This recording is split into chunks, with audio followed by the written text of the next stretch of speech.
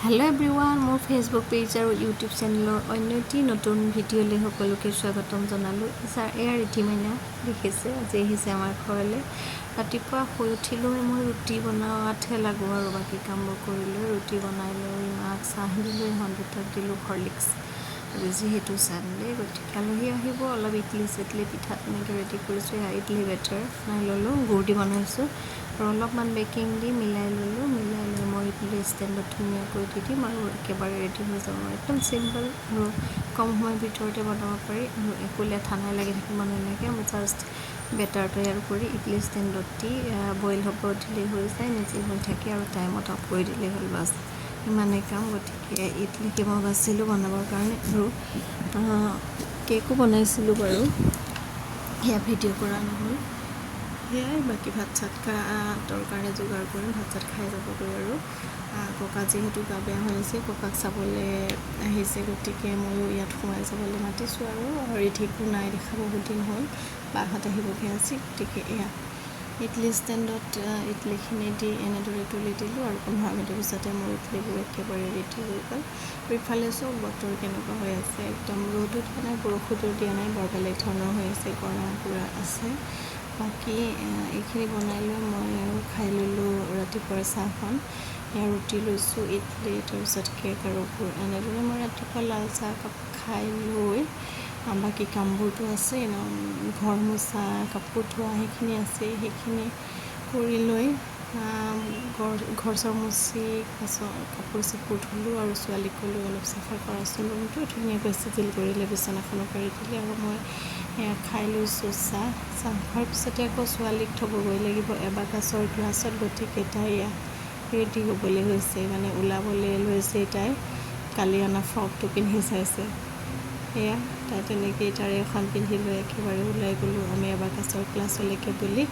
এবাকাছৰ ক্লাছত এয়া তাইক থৈ আকৌ মই ৰিটাৰ্ণ যাওঁতে, মানে ৰুমলৈ যাওঁতে কেইটামান বজাৰ আনিব লাগিব, যিহেতু আলহী আহিব নহয় জানো। এইক থ'লোঁ, বাই বাই দিলে, তাৰপিছত মই একদম উভতিলোঁ ৰুমলৈকে আৰু ৰাস্তাতে যি পাইছোঁ তাৰ পৰাই কিনি নিছোঁ, বেলেগকৈ বজাৰত মই নাই যোৱা। এয়া নহৰু মোৰ ঘৰৰ পৰা অনা আছিলে, কিন্তু শেষ হৈ গৈছে, সেইটো কাৰণে কিনি ল'লোঁ। তাৰপিছত মাছ ল'লোঁ অলপ আৰু সেয়াই মাছ আৰু চব্জি কেইটামান লৈছিলোঁ, দেখাব পাহৰি থাকিলোঁ। সেইখিনি হৈ গ'ল মোৰ বজাৰ। তাৰপিছত এতিয়া মই পাকঘৰত লাগিমগৈ আৰু বাকী এয়া দেখিছেনে, ফুলবোৰ ইমান ধুনীয়াকৈ ফুলি আছে, য'ত আমি থাকোঁ মালিকৰ ঘৰত বৰ ধুনীয়া ফুল। আৰু বাকী এনেদৰে আকৌ ছোৱালীক আনিবলৈ হ'লে নহয়, 12 বাজিলে, গতিকে এবাকাছৰ ক্লাছত আনিবলৈ গ'লোঁ। আকৌ এয়া অলপ সময় খেলে বোলে, তাহাঁতক এনেদৰে খেলিব দি দুয়োজনীয়ে ৰিটাৰ্ণ হ'লোঁ ৰুমলৈকে। আৰু এয়া ৰুম পাই গ'লোঁ আমি। তাৰপিছত গা পা ধুই খানাত একদম লাগি গ'লোঁ ৰান্ধিবলৈ। ৰেডি হৈ গ'ল, বেছিকৈ নাই ৰন্ধা বাৰু, ভাজি চাজি তেনেকৈ আৰু দালি মাছ মাংস ৰান্ধি সেয়া আজৰি হ'লোঁ। আৰু ৰীতিমাইনাৰ লগত খেলিছে ছোৱালীয়ে, ল'ৰাও খেলিছিল বাৰু, কিন্তু অলপ সৰু হৈ আছে যে অলপ বেয়া পায়, মানে তাইক লৈ যদি ল'ৰাক নলওঁ। এয়া দেখিছে, তাই ডাঙৰেই হৈ গ'ল, বহুত দিন হ'ল নাই দেখা। ৰীতিমাইনা একেবাৰে ডাঙৰ হৈ দেখিছে, কথা ক'বলৈ শিকিছে আৰু দুই এটা, আৰু এনেদৰে তাই ধুনীয়াকৈ খেলিছে। এয়া খুৱাই বাহঁতক খাবলৈও দিলোঁ বাৰু, খাবলৈ দিয়াৰ পিছত এয়া তাইক লৈ অলপ খেলিলোঁ। মইতো ঘামি জামি মোৰ অৱস্থা নাই, কামৰ মাজতে লৈছোঁ। দেখিছে, তাই বৰ ধুনীয়াজনী হৈছেগৈ আৰু ডাঙৰ হৈছেগৈ, খোজকাঢ়িবও পাৰিব লাহে ধীৰে আৰু। এয়া দেখিছেনে, মোৰ ফালেও চাইছে মাজে মাজে। ল'ৰা আহি গৈছে, ল'ৰাই বেয়া পাইছে মানে তাইক লৈ, ল'ৰাক নলয় বুলি ভাবি লৈছে আৰু এয়াই তাহাঁতৰ কাম আৰু।